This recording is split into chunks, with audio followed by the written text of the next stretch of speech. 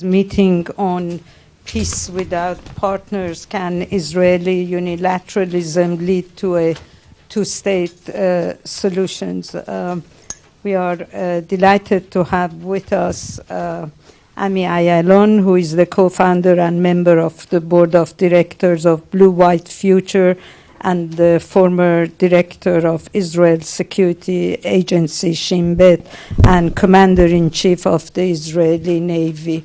We probably all know him as the former head of the Shin Bet and the commander of the Israeli Navy. And Robert Malley, an old friend who has appeared a number of times at the Wilson Center. He's the program director of Middle East and North Africa in the International Crisis Group, and my colleague Aaron David Miller, who is the distinguished scholar at the Woodrow Wilson Center. We have distributed the bios of our speakers, so I won't take any time, and would like just to welcome the chairman of the board of trustees of the Wilson Center, Ambassador Joseph Gildenhorn, and this meeting is part of the Joseph and Alma Gildenhorn series. Ambassador Gildenhorn and Mrs. Gildenhorn have been supporters of the Middle East program since the ambassador became chairman of the board. With that, I will pass the baton to my colleague, Aaron. Good morning and welcome to the Woodrow Wilson International Center for Scholars. I said the other day that Wilson was our only PhD president and believed deeply in breaking down the barriers between government and the academy. We were discussing the Palestinian economy, a complicated subject enough. I think we're going to need today all of the wisdom of the scholar and the experience and skills of the practitioner to deal with the subject at hand, which is the still elusive quest for Arab-Israeli and Israeli-Palestinian peace. I only say one thing that, and I want to start with a quote from the International Crisis Group's most recent report on the peace process. If you haven't read it, it was conceived and conceptualized by my friend and colleague Robert Malley, but I want to just quote from part of the executive summary. The quote, "The inescapable truth almost 2 decades into the peace process is that all actors are now engaged in a game of make-believe, that a resumption of talks in the current context can lead to success, that an agreement can be reached within a short time frame, that the quartet is an effective mediator, that the Palestinian leadership is serious about reconciliation, or the UN or popular resistance, or disbanding the PA." Now, the report deals primarily with the Palestinians and the Israeli-Palestinian peace process. It's fortunate that we have today an approach which essentially accepts the notion that a return to the negotiating table in the current context would be not just futile, but potentially disastrous, if not destructive. That has been my view for at least the last 6 years. And I have, in my own annoyingly negative way, promoted that view every chance I could possibly get, because I believe deeply in it. Having seen failed negotiations too often, too many times, failure creates a consequence. It's not cost-free. Trying and failing, rather than not trying at all, is a wrong-headed and illusory way, in my judgment, to look at least the American side of this, and I would confine my remarks only to the American side. What we have today, and I want to welcome Ami, because there is nobody that I know who has more courage, honesty, and integrity, and no one who is a better analyst of matters Israeli and Palestinian, and no one that I know who not only sees the world the way it is, but also has a vision of the world the way it might be. And this is a very important marriage between the ideal and the real. And we're honored to have Ami. And Ami is going to share with us his and his organization's proposal to whether or not a different approach to these to this problem, to an actual conflict-ending agreement, might be worth considering. Housekeeping, just a brief note, turn off all of these. This is a beginning of something. Right. You know? Turn off all the music, electronic and musical devices. But it was the Godfather. Yeah, right. It's something is happening. You know? Right, so Ami will talk and present his proposal.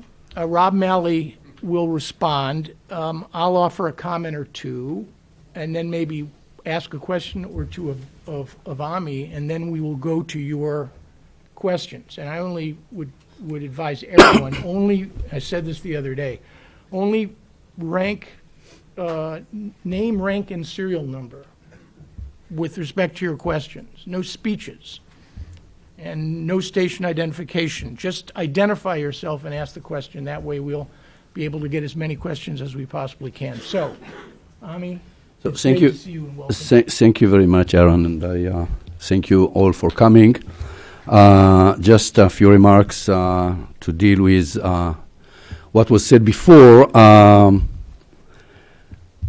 understand since Aaron said that I'm a great analyst, I came to understand that one of the conditions to be an analyst is to be a lousy politician. So probably I am a good analyst.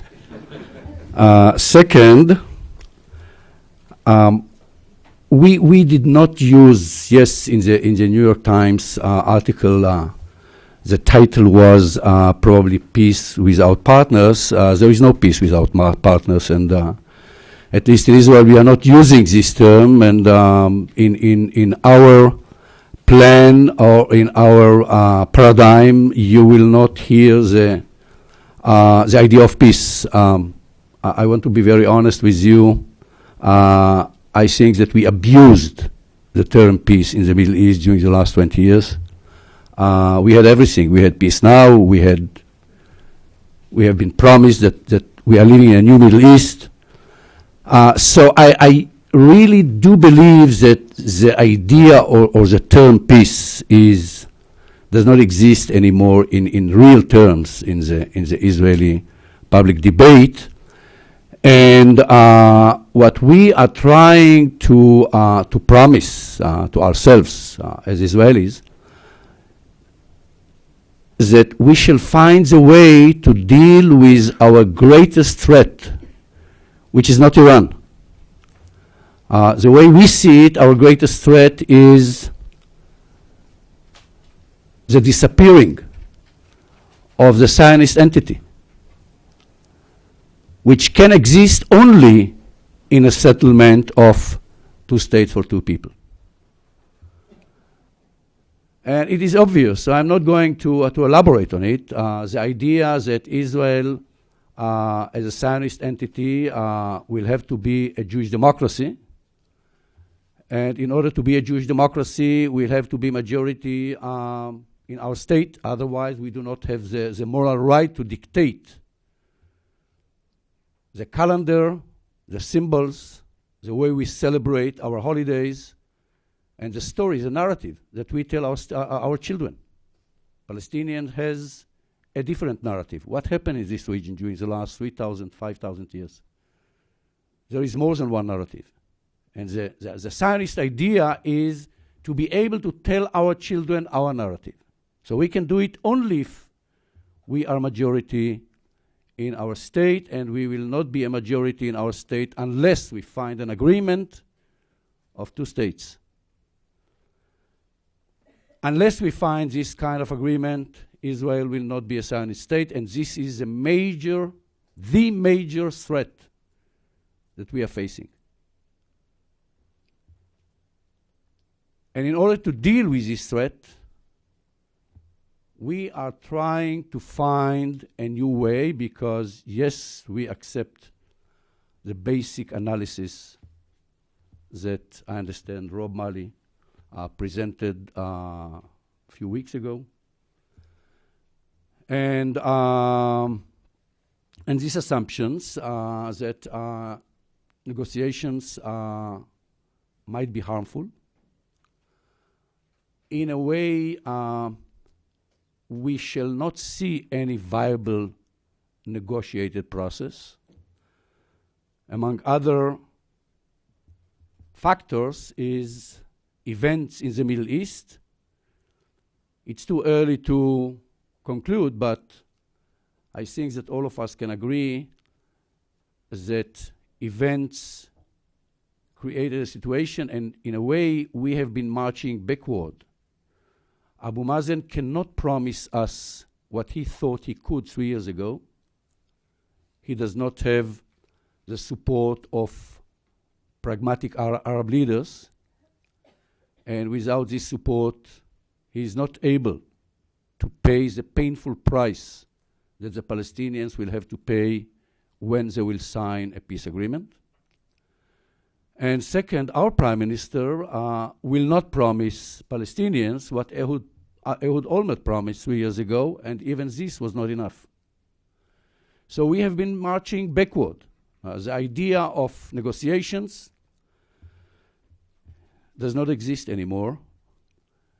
And the question for us, what shall we do, what can we do in the absence of a negotiated process?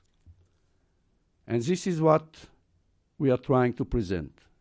We say that the status quo is a great danger to the idea of Israel as a Jewish democracy. Negotiations will not work, and pure unilateral approach that we tried several times in Lebanon and in Gaza did not work. So what we are offering is a third approach or a new paradigm. By the way, it is strange to note that I can explain why our leadership insists on direct negotiations. I find it much more difficult to understand why the quartet leaders and the American administration insist that this is the only way to go forward. But since I know I don't understand in American politics or international politics, so I'm not going to discuss it, all what we Israelis will have to understand that nobody will save us from ourselves. So it is in our hands. And what we are trying is a paradigm that we call coordinated unilateralism. It's a kind of oxymoron. The unilateral aspect is because we do not depend on anybody. We act independently. We believe that it is in our hand. The coordinated aspect is in the text and in the subtext. In the subtext, we assume that if ever we shall have an agreement with the Palestinians, first of all, this is the interest of majority among Palestinians and majority among Israelis. Palestinians want independent Palestinian state. Israeli want to see Israel independent, of course, secure, and a Jewish democracy. Second, we assume that we know the parameters. If ever we shall sign an agreement, it will be based on Clinton parameters, on Ayalon-Nusseibah, on all what was discussed during the last 20 years. And this is in the background, in the back of our minds. By the way, in polls on both sides, majority among Palestinians and among Israelis accept these parameters based on 67 with exchange of territory. And both sides can live with it, but on the same time, majority of Israelis and majority of Palestinians do not believe that we shall see it in our lifetime, because the past experience during the last 20 years and the way the process was managed. So in order to go forward, we come with a policy that demand 5 or 6 Israeli actions.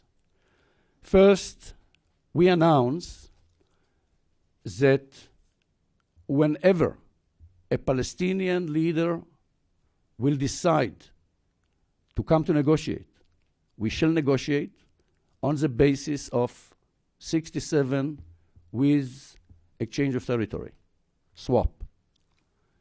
Again, in the back or in the subtext, it should be clear that Clinton parameters are the parameters that shall be discussed when we shall have a process.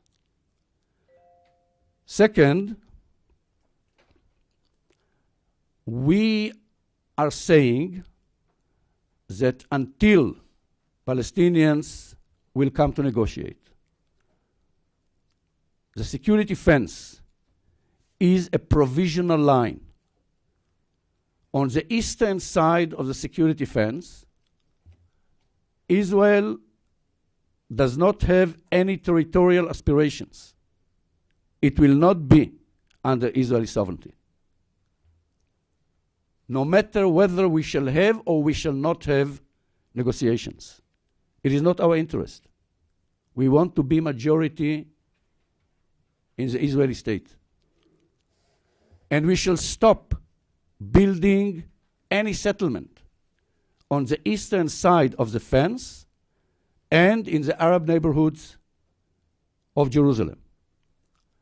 On the western side of the fence, in the major settlements, we shall go on building, and in the Jewish neighborhoods of Jerusalem, we shall go on building.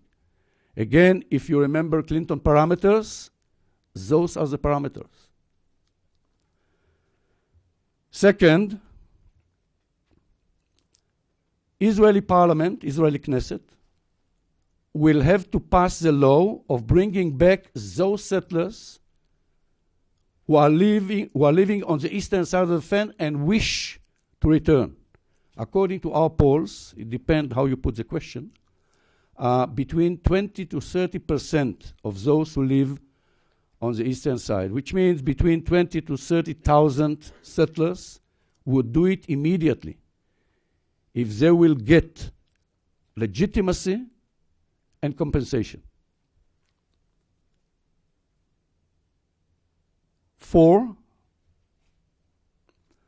the Israeli government will create a strategic plan in order to bring back 100,000 settlers, if ever this will be the agreement, the future agreement with the Palestinians. We are not going to execute it, but it should be ready. First of all, we are signing a sign, and second, we should not repeat the mistakes that we did when we brought back 8,000 people from Gaza without knowing how to do it. 4, IDF, the Israeli military forces, will stay. We are not going to pay any security risk the way we did in Lebanon and the way we did in Gaza.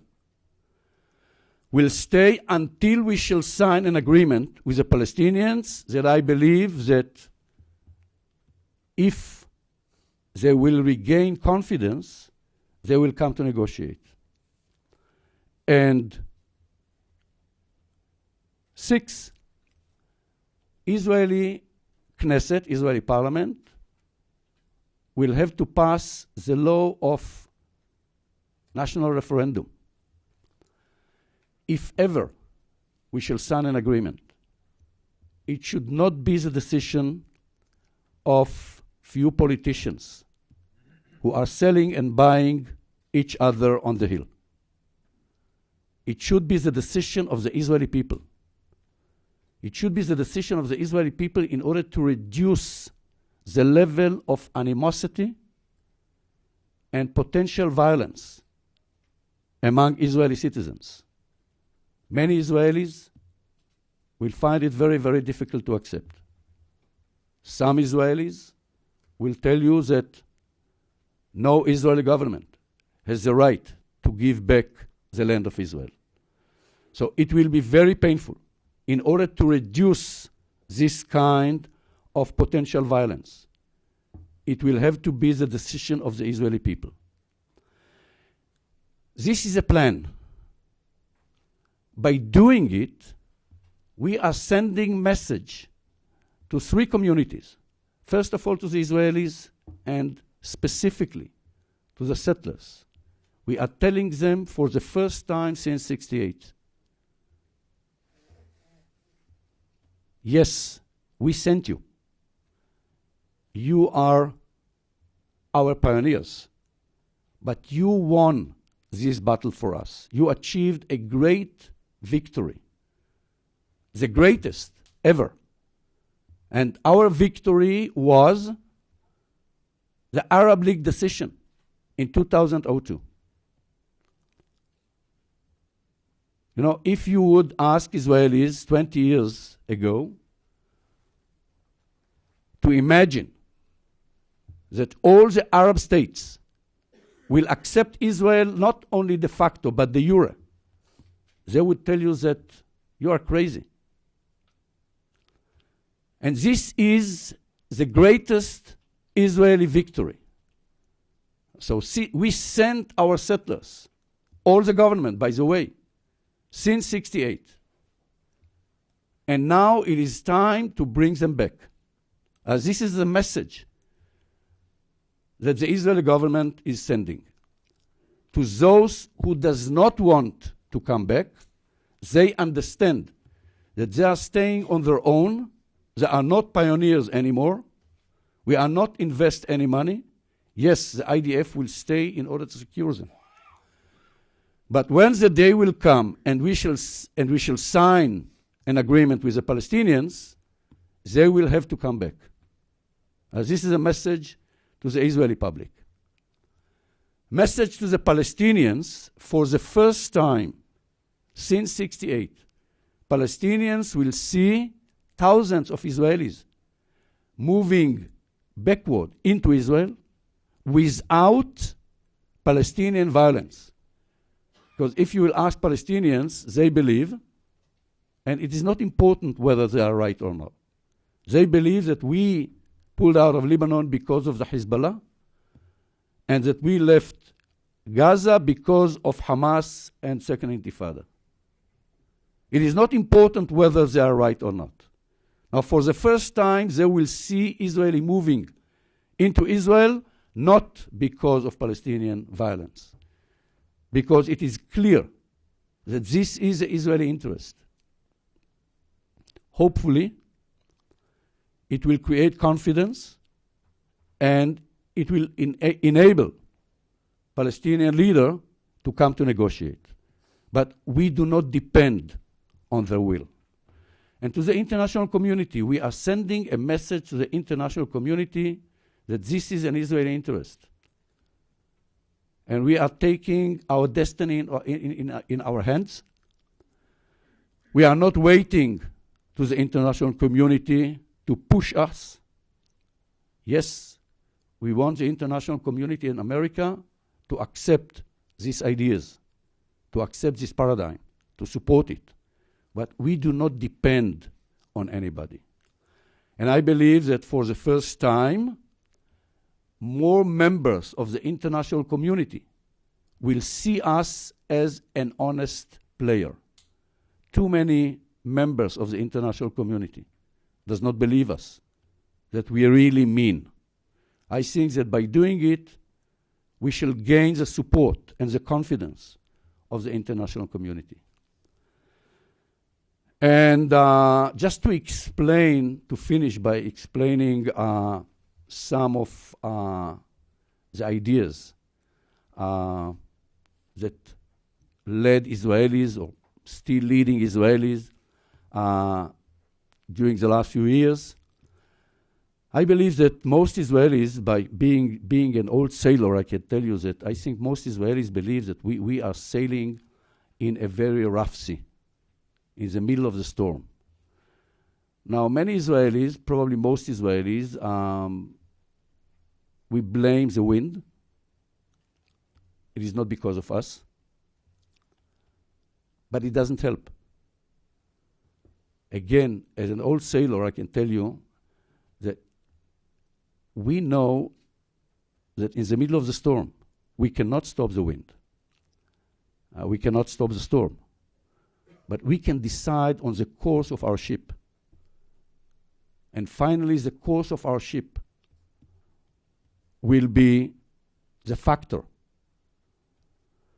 that will bring us to the place that we want to be. So again, it is in our hands. Yes, the sea is storming.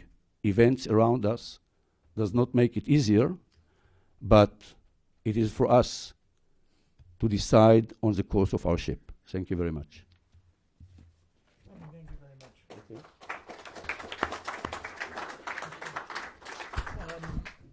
Mr. Melly?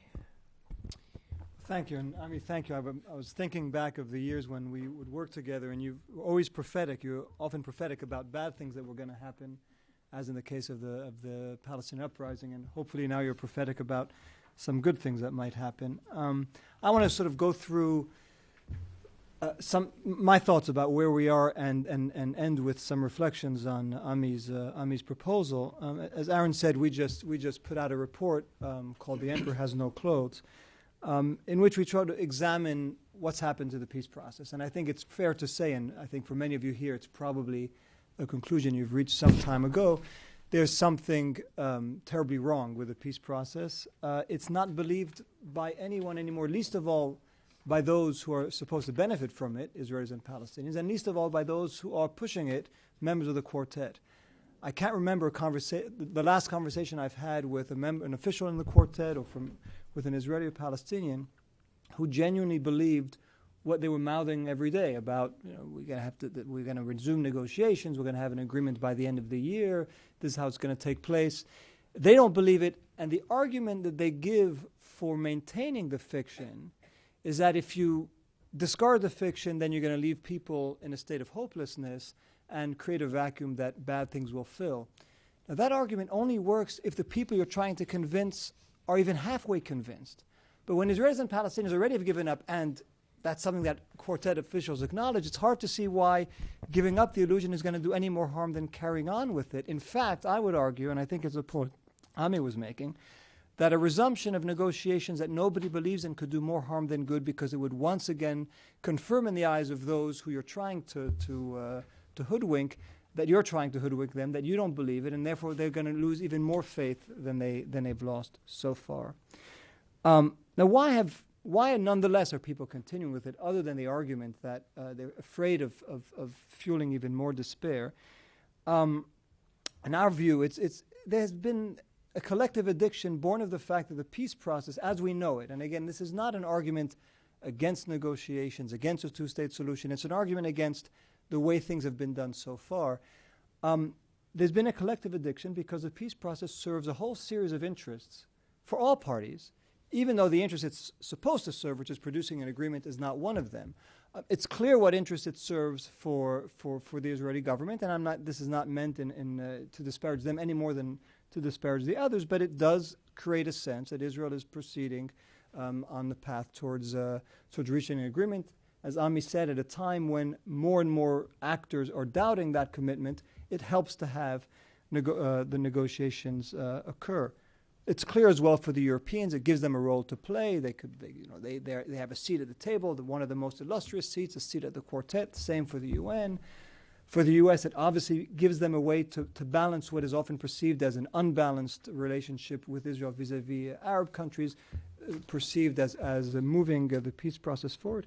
And even for elements of the Palestinian leadership, there have been real dividends. that have accrued as a result of the peace process, whether it's diplomatic, material, financial support for the Palestinian Authority, whether it's the diplomatic weight that it gives to members of the leadership. So at this point, it's been very hard to break that addiction because, as I said, it has produced benefits, unintended perhaps, or intended, some would argue, benefits for virtually all the parties involved and the parties that are sustaining it. Now, third point, again, as Ami said, it's a dangerous status quo. I don't mean that it's an unsustainable status quo. It's very sustainable. I think that was best illustrated by a statement Secretary Clinton made some time ago when she said it was unsustainable, and then she hastened to add, it doesn't mean that it will break in a year or 2 years or 10 years or 30 years, which by definition for politicians means it's very sustainable. The point is, when the status quo could be sustainable, it doesn't mean that it won't have ups and downs, and sometimes very violent and very perilous ups and downs. And I think we're now at a stage, again, for reasons that Ami has described, where it's not very visible, but things are changing beneath the surface, some visible, others not, that are going to create the opportunities and the perils of an outburst of violence or something else that is unpredictable. There are changes in the region, of course. I don't need to get into them. There's changes in U.S. leverage in the region, which is declining. There's also very, very profound changes taking place in the Palestinian political landscape. Right now, we're living sort of the last days of the era of Arafat and his inheritors. Once that era is gone, it's very unclear what comes afterwards. Is it a Palestinian movement that can make the kind of decisions that need to be made? Is it a Palestinian movement that's going to go in what directions? What role will some of the constituencies that have historically been ignored, the diaspora, the refugees, the Palestinian citizens of Israel, what role will they play? So the notion that things are going to stay as they are, even as the status quo endures, and by status quo I mean the continued occupation and the realities on the ground, I think that's an illusion. We are going to face a completely new world in short order. So that means that something has to change. We can't continue with the ways of the past because we're afraid of what it would mean to abandon them, even as the landscape beneath our feet is changing so radically. Now, as I said, I still am convinced that the only solution, if we're talking about a solution, in other words, something that both sides will agree to, is a two-state solution along the lines of Ayalon Nusseibeh, of Clinton, whatever you want to call it, with some modifications, sometimes important modifications. And I still believe the only way it's ultimately going to be achieved is by the two parties sitting together and agreeing to it. But again, for all the reasons that Ami went through and some that I added, that's not a realistic option today. I think we're going to have to come back to it, and when we do come back to it, we're going to have to rethink some of the assumptions, some of the core assumptions that have guided the peace process so far about which constituencies one brings into play. Is it only those that we've dealt with on the Israeli-Palestinian side, or we didn't need to bring in others? Ami mentioned the settlers, and part of his effort, as I understand it, has been to reach out to settlers. They need to be part of this conversation. All the constituencies that have been most excluded from the process are those that could do most to undermine and torpedo it. The settlers, the national religious constituencies in Israel, the diaspora, the refugees, the Islamists in Palestine. And so you need to rethink how do you give them a stake in what's going to go forward, which also means rethinking some of the outcomes, some of the solutions. Ami said we know the outcome. I agree to some extent, but some elements of the outcome need to be rethought. The notion of recognition of Israel as a Jewish state, which Palestinians are loath to entertain. It's very hard for me today to imagine a solution in which that's not part of the outcome. But that also means rethinking more seriously, perhaps, some of the Palestinian demands when it comes to recognizing not necessarily a practical right of return, but the rights of refugees and what that actually means and how you could bring them in the conversation and some of the religious aspects of the conflict. So I think we need to rethink both the substance and some of the constituencies. I think we need to rethink some of the incentives and disincentives. I mean, it's a matter, again, I don't think I'm saying something contentious by saying that the incentive structure right now, if I were an Israeli leader, would not push me to take big risks. The region is uncertain, the Palestinians are divided, the economy is flourishing, the security situation isn't bad. Why would one take a very real substantive strategic risk and a political risk at this time? So one has to rethink both the incentive and the disincentive structure for both Israelis and Palestinians. And finally, I think we have to rethink the international architecture. I think the quartet, it's a very good thing that the different actors are involved, but the quartet has become a least common denominator organization in which, that I see very little good having come from. I know this is not appreciated by members of the quartet, but it's very hard for me to see how that that architecture has actually produced what it was intended to produce, and I think it's been an agent of the status quo more than anything else. But in the meantime, and this is where I come to the unilateral steps that Ami is describing, because this is a longer-term project, and by that I don't necessarily mean years, but at least many, many months to try to rethink and engage some of these new constituencies. The appeal of unilateralism is very profound, and let me explain it in several ways. First, and it's a point that Aaron and I made recently in a piece in the Washington Post, virtually all of the real changes that have taken place on the ground between Israelis and Palestinians since 1948 have not been as a result of agreements, of negotiated agreements. One exception you could say is Oslo, but even Oslo, it's hard to see today what it actually has meant in terms of changes on the ground. The big changes were the wars of 48, the war of 67, the withdrawal from Gaza, and then you could mention others, episodic steps that have been taken, the institution building on the Palestinian side, that was a unilateral step, the security steps that the Palestinians have taken, even the momentary transitory settlement freeze that Netanyahu, Prime Minister Netanyahu put in place was a unilateral step. And there's a reason for that. I mean, when you have all of the imbalances of power, the discrepancies, the suspicions, the mistrust, when you try to negotiate things, if, for example, one had tried to negotiate the withdrawal from Gaza, I think we still would be at it today. The only reason it happened, and one could argue whether it was a good or bad thing, but the only reason it happened was because Israel decided it was in its interest, it was going to do it no matter what, and it went ahead and did it regardless of Palestinian objections or criticism. And I suspect that as we move forward, that's still going to be the case, at least for some time. Second of all, unilateralism fits the mood of the day to a large extent. It fits the mood of the parties. On the Israeli side, Ami gave his very good explanation as to why it is in Israel's interest.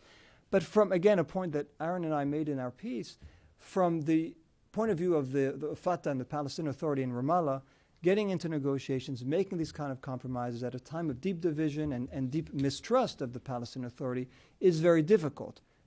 Building their own state institutions and seeing Israel take steps that might prefigure what a two-state solution might look like is much easier for them to accept, because I don't know many Palestinians that are going to reject an Israeli decision. They may not like every element of it, but they can't reject a decision that would see some settlers be removed. They won't reject a decision that will see some settlements being frozen. They will argue to the end that it's not enough. The settlement freeze should incorporate everything. The withdrawal should be complete. But it's not going to be easy for them to say that we reject the steps that Israel is taking. And from Hamas's point of view, again, this is not what they would like to see, but they'd be perfectly comfortable with an outcome in which Israel takes steps that Hamas doesn't have to acquiesce in, it doesn't have to recognize, but it could simply take note of and then say, now we're going to wait for better days. So it does fit in many ways the mood of the day. And so instinctively, I think it's, and it does answer one of the greatest dilemmas that Israel has. If there's no negotiations and they want to salvage Israel's identity as a Jewish democratic state and save against the threat, if that's what it is, of a one-state solution and the demographic challenge, the best way to do it is to start withdrawing, even in the way that Ami described. I don't know whether politically, and this is, I'm sure, something Aaron is going to want to get into, I don't know if politically Israel is in that phase right now, whether the new unity government is one that could actually undertake these steps. Many of them are going to be very controversial in Israel. But if I had to bet today, and even though my preference would be for the kind of thorough rethink, which I think sooner or later we're going to have to engage in if we want to truly resolve this conflict, my bet right now would be that the most likely path will be coordinated or uncoordinated but parallel unilateral steps that both sides are going to take for their own benefit. Hopefully they will be done in a way, as described by Ami in the paper he wrote, in a two-state friendly way. In other words, not steps that are hostile to the outcome of a two-state solution, but steps that actually, as I say, are down payments on a two-state solution. And that's I think, the concept. You're taking steps that approach toward and lead you even implicitly towards the kind of outcome that a two-state solution would look like. Again, whether it's institution building on the Palestinian side, whether it's a settlement freeze in some areas of Israel, whether it's some withdrawal through an early compensation evacuation law, that at least prefigures what a two-state solution could look like, waiting for the day where people will break out of their addiction with a process that so far has produced perhaps not more harm than good, but certainly not much good that one could witness, waiting for that day perhaps the best thing one could do now is take the kind of steps that Ami has outlined. Thank you.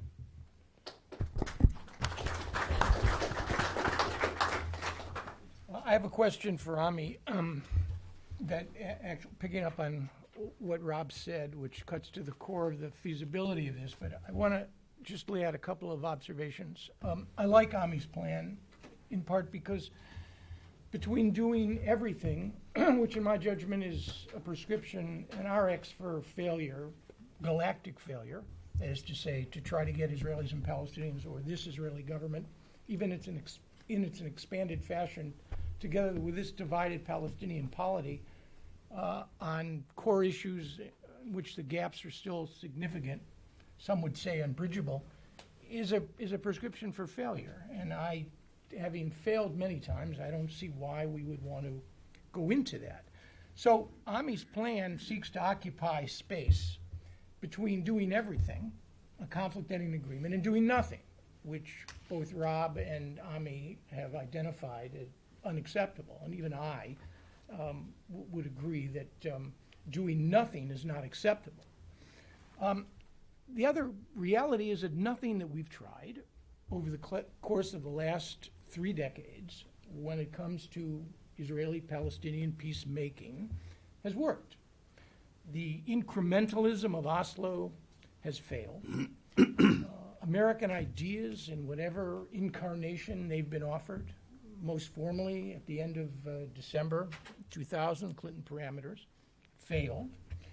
The so-called Kevin Costner school of negotiating, the build it and they will come approach, which is based on the idea that if in fact you can get an agreement in principle, a shelf agreement, that somehow you can then not only bridge the gap that exists within the Palestinian community, which are sizable, I might add, on a variety of core issues, not just how many seats who has in a Palestinian Legislative Council.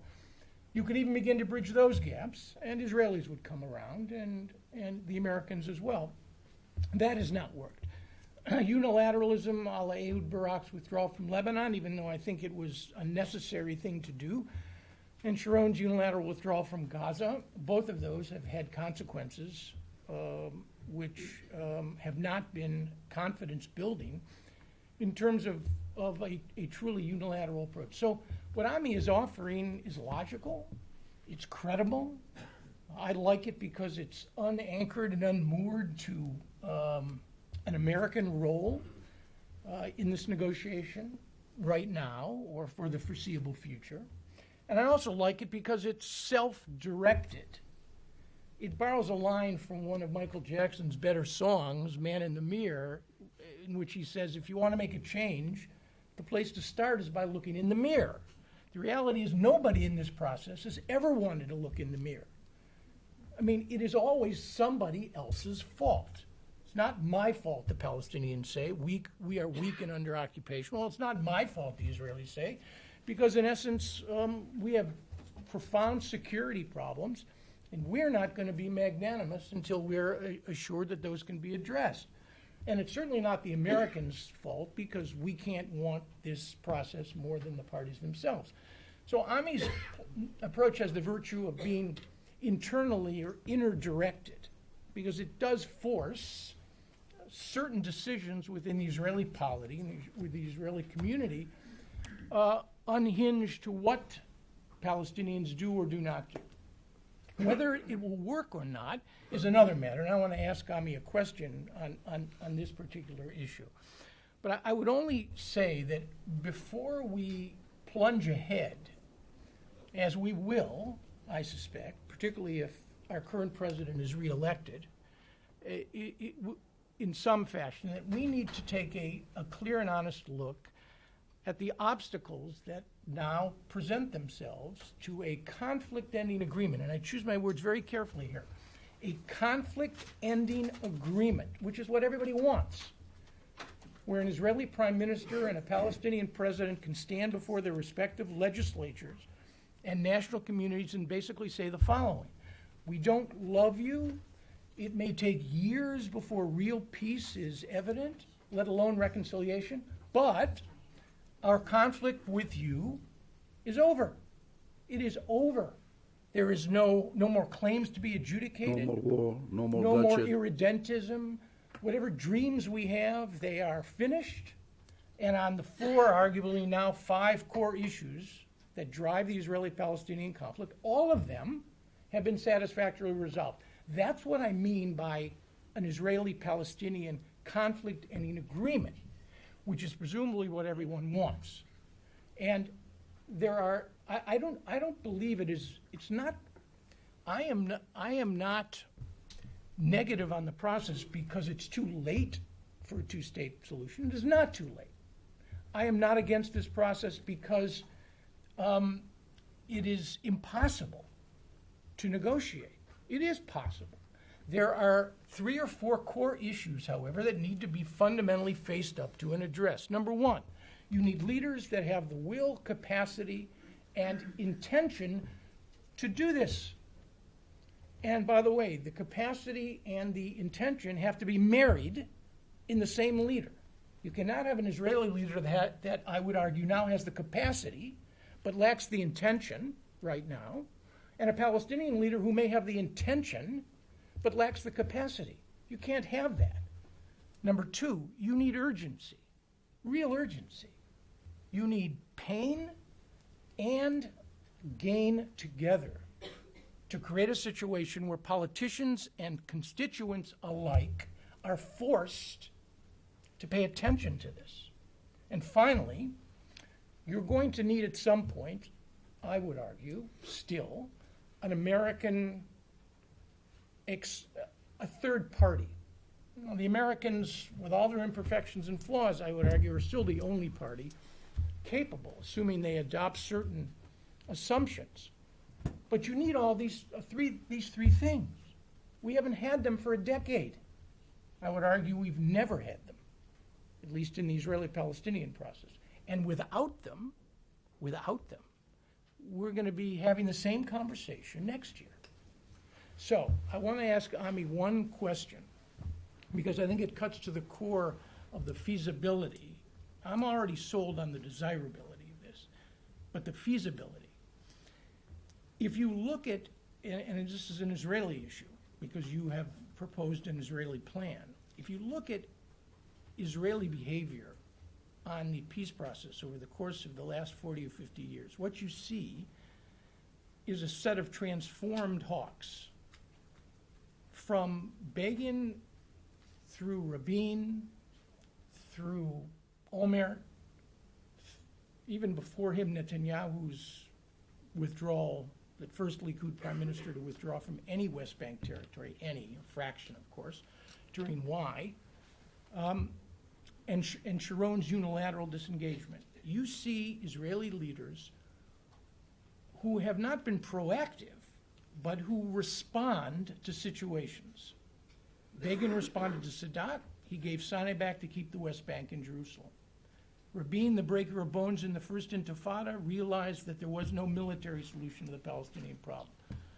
So he reluctantly, he would have preferred an agreement with the Syrians, but reluctantly he went the Palestinian approach. Netanyahu was pressured and forced into the Y negotiations. Sharon looked at unilateral disengagement as a way to prepare and position Israel more favorably for what he probably thought was the continuing 100-year war that Israel would have to fight. So here's the question. You have Benjamin Netanyahu, a man who now leads the deepest coalition in the history of the state of Israel. What would it take, do you think, to persuade him, since there are no immediate risks, and politicians only respond, it seems to me, to some measure of immediacy, either gain or pain? What would it take, do you think?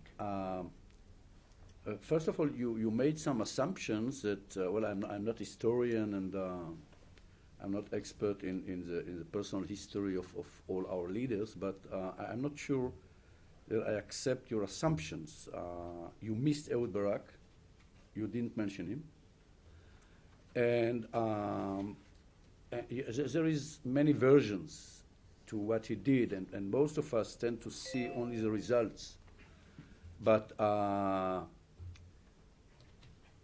in a way, I think that no matter what he explained now, you know, the idea to discover the real face of Arafat, I don't think that this was his reasons. I believe that he tried to be proactive. I believe that he went to Camp David really not in order to discover the real face of Arafat. I do believe that he went to Camp David in order to achieve peace. Whether it was clever or not. So I'm saying I mentioned him only because he does not fit your assumptions. Now, why it is important? Because I'll try to give you an honest answer. In order for Benjamin Netanyahu, usually I used to say that psychology department in my family belongs to my wife, but in this case I will try to take her role since she is not here now. I believe that in order for Benjamin Netanyahu, since we understand that for the first time he cannot blame his coalition today.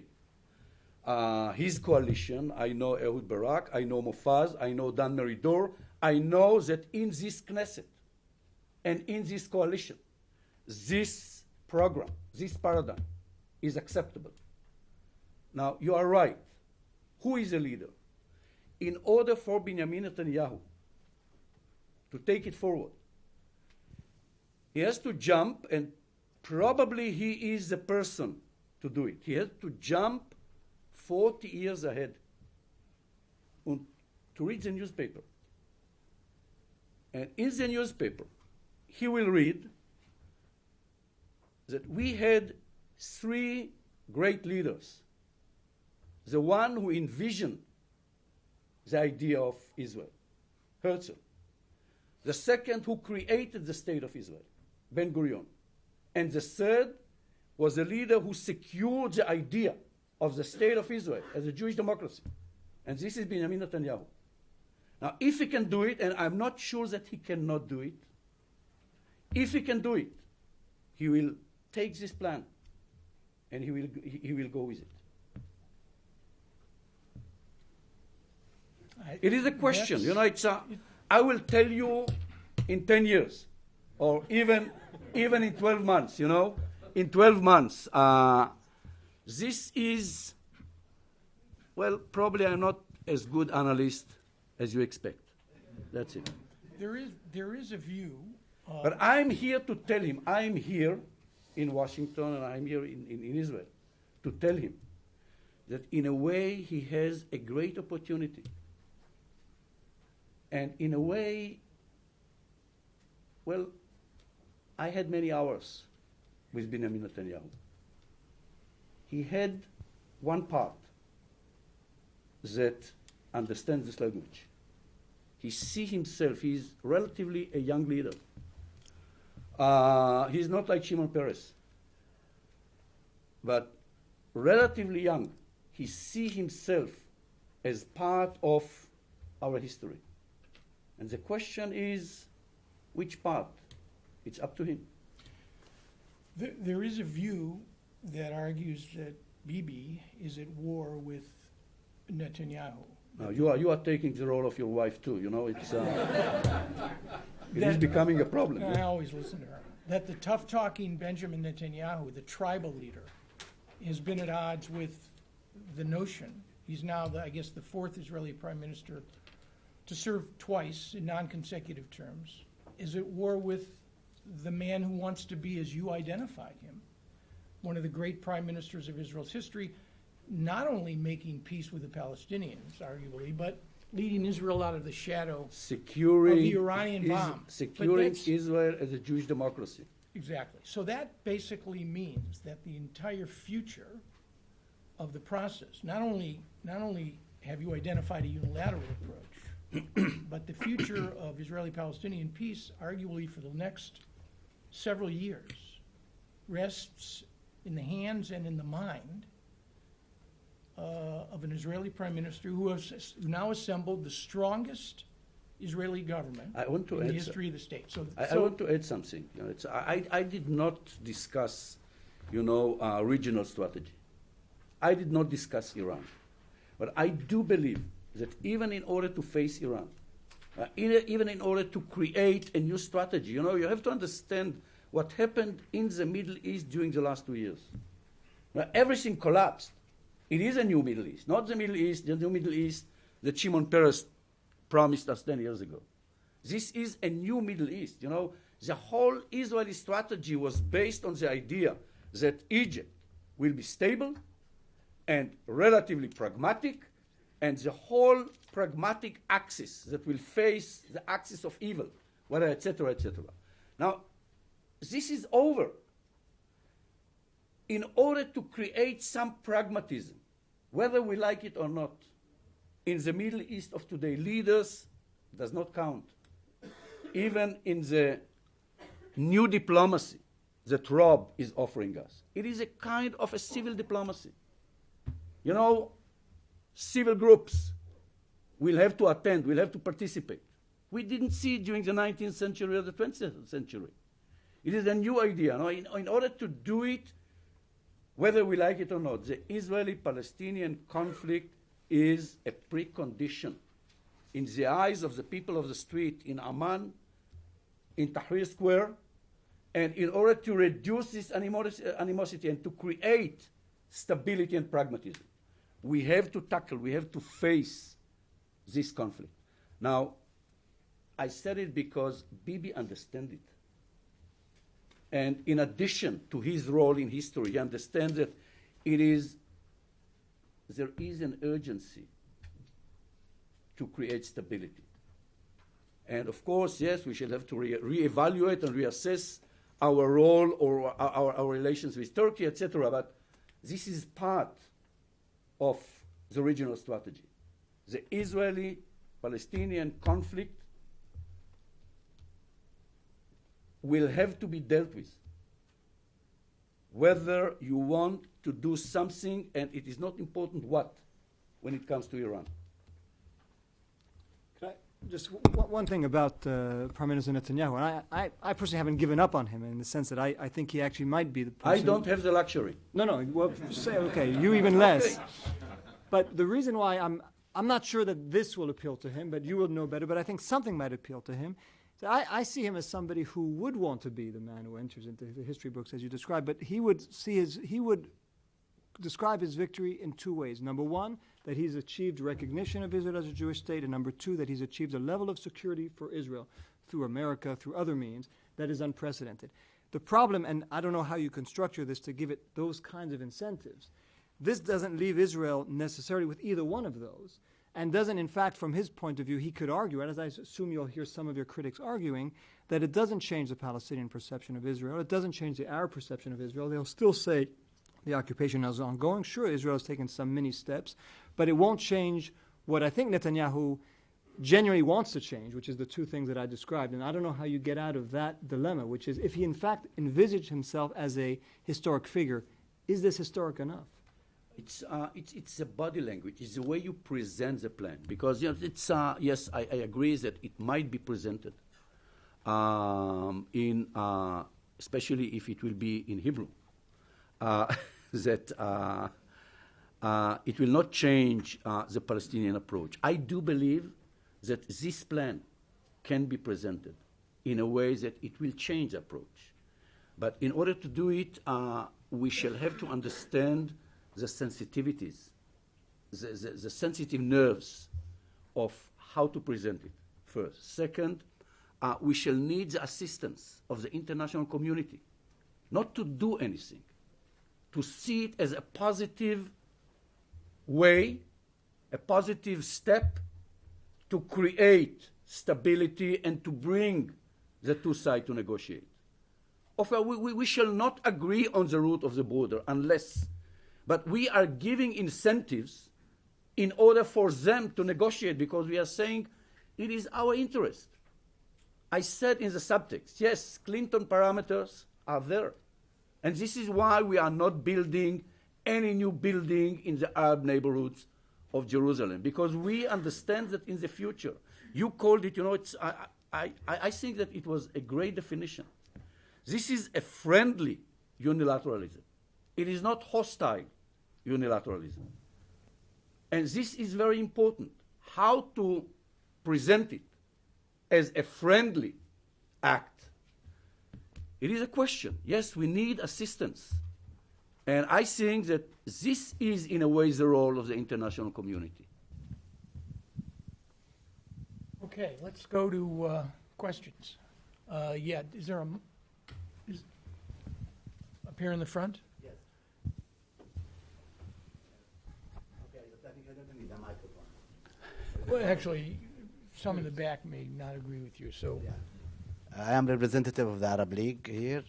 As Mr. Ami, you see the threat to Israel the way you said it and at present. Don't you think now it's about time that we go back to the Arab peace plan proposed in 2002 and accepted by all the Arab League countries and accepted by the international community, United States, European Union, except, of course, it was rejected by Israel, although the plan itself, it's based on the premise of normalization of relationship with Israel against the establishment of a viable state of Palestine. Mm-hmm. Thank you.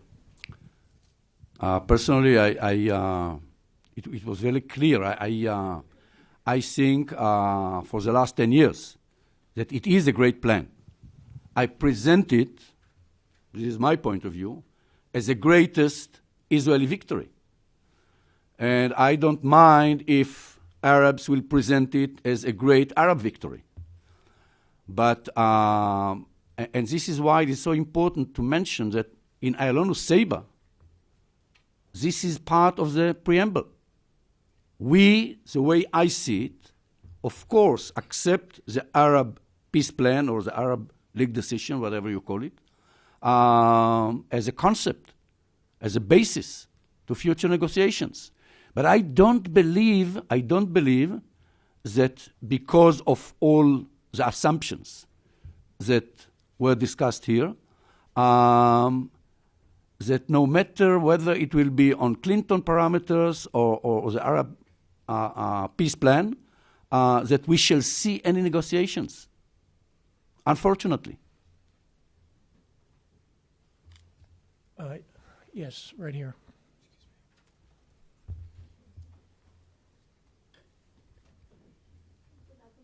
Here we go. It's coming. Thank you. Hi, I'm Allison Good with Foreign Policy Magazine. So, Ami, you're talking about gaining support from the international community and trying to persuade them. But my thought is we just had, Aaron wrote his column about Israel's bad PR. In foreign policy, Israel's bad PR. Oh, okay, PR. Yeah, in foreign policy, and then you had the BBC come out with its poll this morning that Israel is one of the most hated countries. And then you have, I don't know if you've seen this, but Bibi's on the cover of Time magazine, and they're calling him King Bibi, and that's probably going to provoke a lot of criticism. And so my question is, how do you think you can reverse decades of really bad PR by the government to persuade the international community of your plan? By accepting our plan. By the way, I think that in a way this is the answer to all your questions. I don't think that we had bad PR. I think that we had bad policy. I think that we have great PR. But we have to change our policy. I got the microphone. Yeah, Dan Lieberman. You said that after the agreements was signed, that Israel has no territorial ambitions, which are east of the Green Line. Does that mean not the Green Line? The security fence. The security fence. Right. The security fence. Sorry. Does that mean that Israel will vacate all the settlements in the Jordan Valley and also pull out all the troops from the Jordan Valley? In the future? After the agreement. After the agreement? If you ask me, of course. But again, it should be discussed. We do not have any agreement. Ehud Barak gave up the Jordan Valley in Camp David. If you read Ayalon Seba principles, it will be an independent Palestinian state.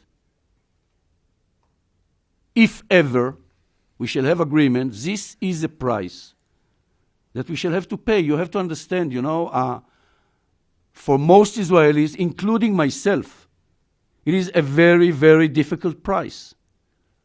It will be painful. But unless we do it, we shall not have agreement. And unless we do it, Israel will not be a Jewish democracy. And if you ask me, my parents came to this area, to this region, during the 30s, against the British mandate, in order to see a Jewish democracy, not in order to control the Jordan.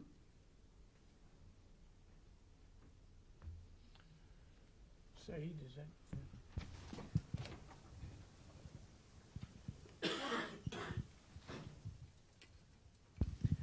Yes, my name is Saeed Erekat. How do you propose to convince the Knesset to adopt your unilateral plan?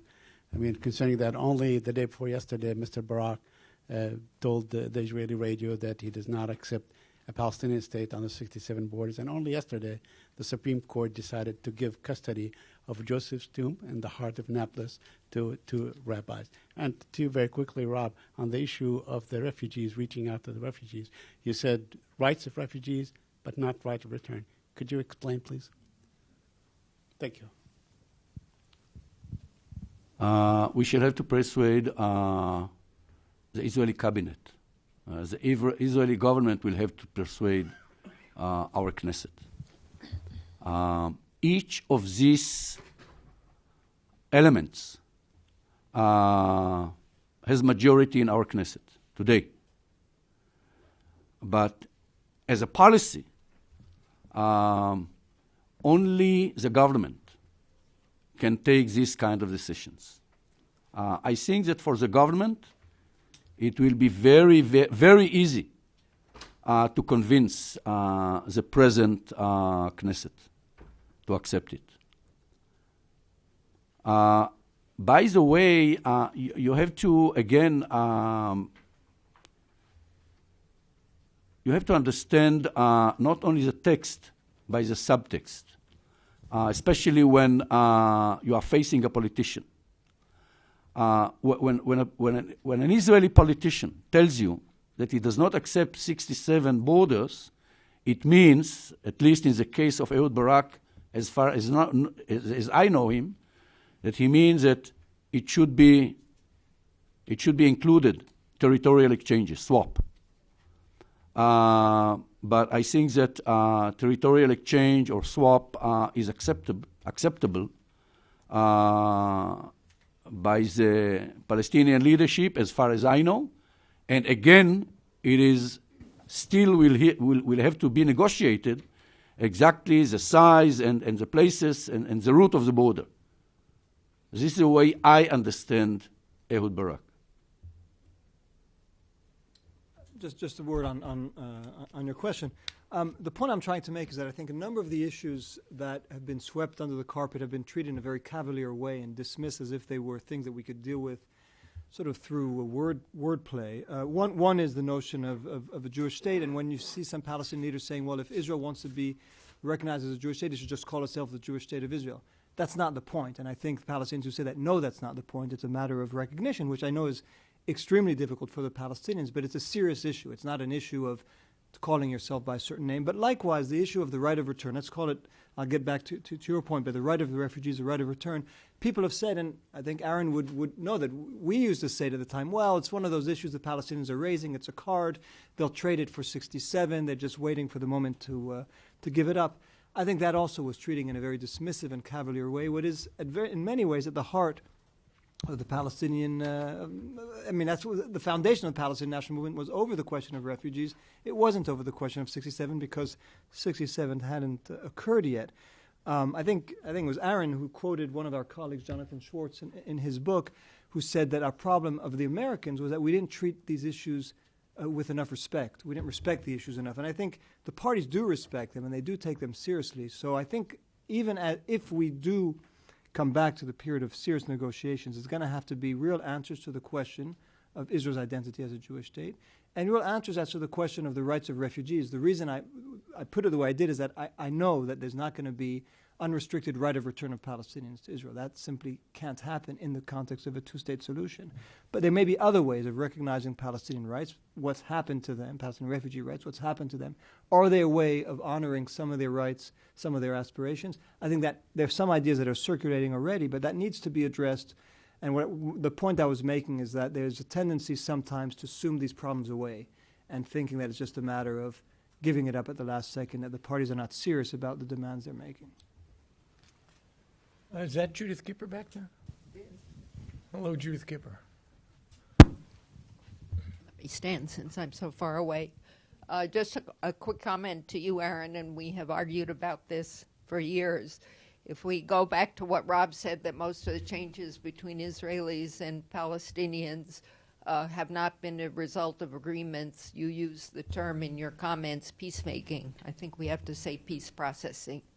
The U.S., like the parties, has never been serious about getting to the end. To Ami, a comment.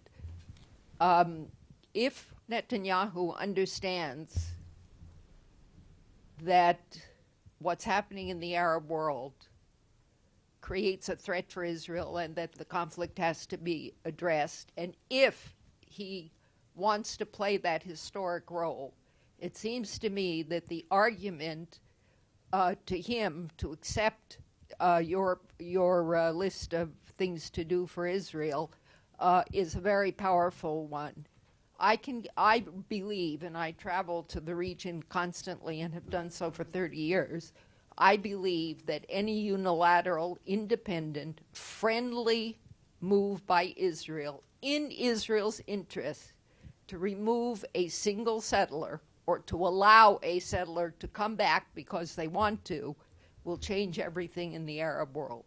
Settlements are the core of the real estate problem, and this conflict is about land. Settlements have always been the symbol of Israel's intention about the land. And if those settlers who want to come back are allowed to come back in a short time after the law is passed, and there's another provision for when the agreement's signed that blah, blah, blah, number of settlers will come back, it will change everything and hopefully give the Prime Minister, the Knesset, the hardliners in Israel the courage to move forward to save the state of Israel as a Jewish democracy. Yes. I agree. Ami agrees. Okay. Next to Judith, the woman in blue. Yes, thank you, Mushira Khattab, scholar with the Woodrow Wilson. You've said that for 3 decades, nothing, or 5 decades or whatever, nothing happened. And I'm following the debate, and really all we're focusing on is how to convince Netanyahu to move. And very little attention has been actually given to the changes on the ground. I think so far the core issues to the Palestinians have not been dealt with. In all the processes that you've outlined, it was the side issues that were discussed. And now, more than ever, the situation is becoming more difficult in the Arab world. And now it's the citizens, and like you said, rulers they don't govern anymore. It's the citizen. It's enough to compare 2 incidents that happened in Egypt. When the attack on the Israeli embassy happened, and it was a physical attack, never happened before, no apology, nothing. When people chanted slogans outside the Saudi embassy, the whole population was so disturbed, and a delegation of 100 parliamentarians traveled to Saudi Arabia to say sorry for what happened against the embassy. So this shows you the animosity towards Israel is rising, and maybe the strategy, the Israeli strategy has to change. I was struck by the 3 points you mentioned. When a leader envisioned the idea of Israel, and when another leader created the state of Israel, and then a third leader secured Israel. This is, It's hard to make the other part you're negotiating with accept this. So we, I think, must deal with the core issues. Right of the refugees and right of return, like the question was put, I don't think you answered this.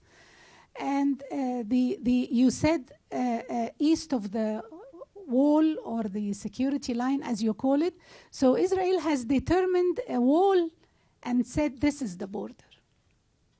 What about the other side? Have they accepted this? Now you say we'll take 20,000, 30,000, and then maybe 100,000 back. I don't think that this will offer the solution to the Palestinians. And if Israel will continue to think that it's up to Israel alone to set the rules for the solution, we will continue the way we are. And also, I don't know, it's a question, how long can Israel count on the support of the United States when the popularity of the United States and the leverage of the United States in the region is weakening deeply? Thank you. So I'm not sure I understand the question. So there are many different pieces. Because the whole idea is not to negotiate. I have been negotiating, as a civil society leader with Professor Sainu Seiba. My ideas concerning the right of return are very clear. Palestinians will return or shall return into the state of Palestine, and Jews shall return into the state of Israel. It is very painful, by the way, to all of us, but this is my idea. And I'm not against that humanitarian actions, not part of the political deal. From the humanitarian aspect, we should be open to discuss any issue. But the whole idea, what I presented, is not a negotiated agreement. Unfortunately, by the way, all these issues that you raised, you are right, should be discussed. But there is no negotiations, unfortunately.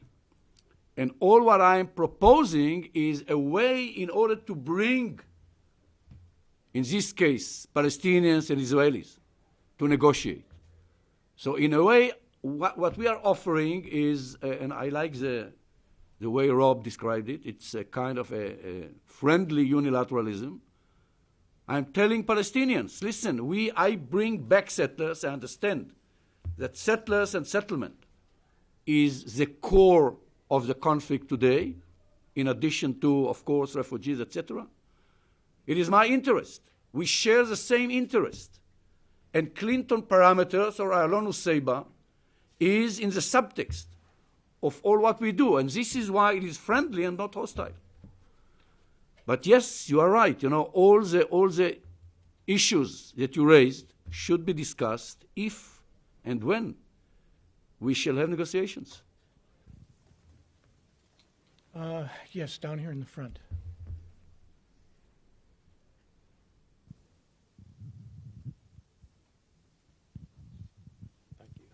I'm Dr. Willie Curtis. My question has to do basically with the security of Israel proper. And given the geostrategic situation that Israel finds itself in, geographically and size and so forth, the potential for a change in the Camp David Accord, if indeed that government in Egypt essentially changes its attitude towards Israel.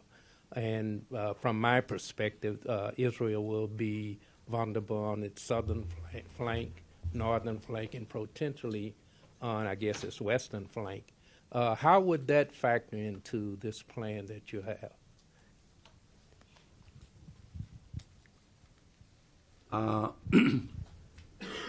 I believe the security today is should be measured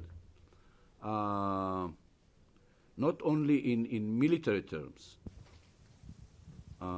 but in political terms. The way I understand, we discussed our prime ministers. I believe that the first prime minister who really understood it was Rabin. And if you ask me, he did not become dove. He understood the essence of security.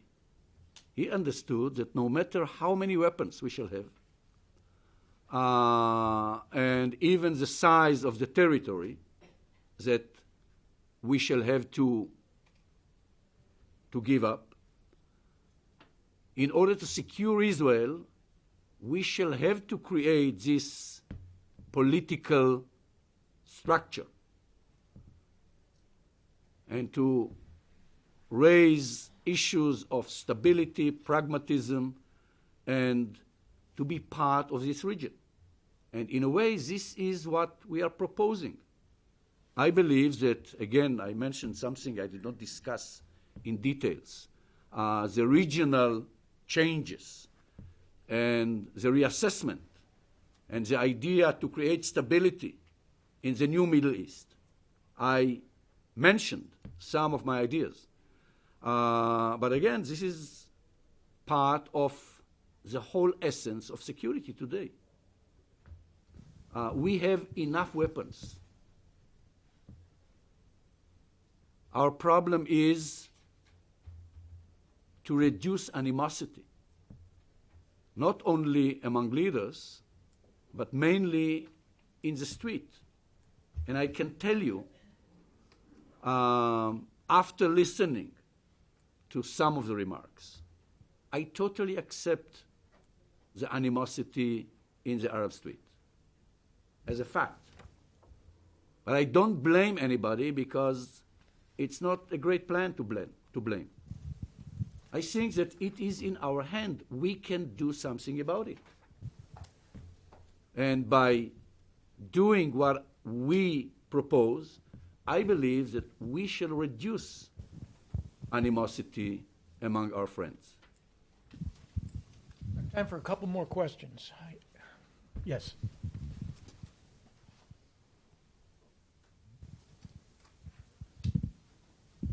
Ralph Nurnberger with Georgetown. Slightly changing the topic, since we're in an election season, I wonder, mainly for Aaron and Rob, if you put on your crystal balls or look into them, how would a second Obama administration or a first Romney administration approach these questions? Would there be a difference or pretty much similar? I wrote about this a couple weeks ago in a piece called The Second Term Illusion. My honest take is that there's no historical precedent for the idea that a second-term American president, freed from the political constraints of the first term and of re-election, is going to risk a bold initiative, which has very little chance of success, particularly if it brings him into conflict with an Israeli prime minister. Now, the fact that there's no historical precedent, and there is none, by the way, for such a scenario doesn't mean that if Barack Obama is elected, given how strongly and passionately he clearly feels about the absence of progress on the Israeli-Palestinian side, and given the fact that he probably holds the current Israeli prime minister responsible for most of the absence of that progress, might not try an initiative. It's just that success for a second-term president is more important than ever. And the legacy issue, as we know from former President Clinton, cuts both ways.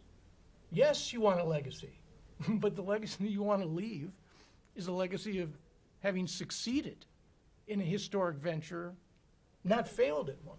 So I would argue to you, the odds of a truly risky, bold, confrontational approach on the Arab-Israeli issue, I think that's, as I argued, it's an illusion. Let me just add, and I can't really comment on if Mitt Romney were president. I don't think we know enough. We could sort of guess that it's not going to be his priority. When it comes to President Obama, I very much agree with Aaron in particular. You know, the notion there is no historic precedent for a second-term president who would do something dramatically different. With one important caveat: there's no historic precedent for Barack Obama, so we really can't quite judge what he might do. And for the reasons that Aaron outlined, I think he is somebody who is genuinely and personally extraordinarily committed to wanting to do something, and I think very frustrated at the, how could we put it, mediocre results of the first term.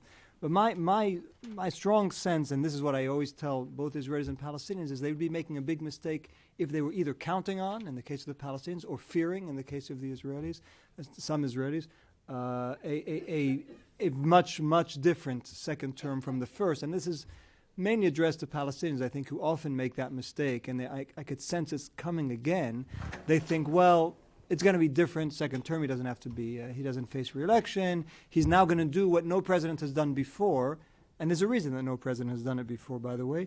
And so they're going to sort of subcontract their own destiny to others. I think it's been a mistake Palestinians have made in the past, that it's led them to all kinds of positions, but rarely ones that have been very productive for them. And so if we do see a second-term president who's prepared to take the kind of risks and be bold in ways that the Palestinians would like, all the better for them. But I don't think it's something that anyone should be counting on. I think we've reached the end, and I know lunch is waiting for all of us outside. So join me in thanking Rob and Ami, and thank all of you for coming.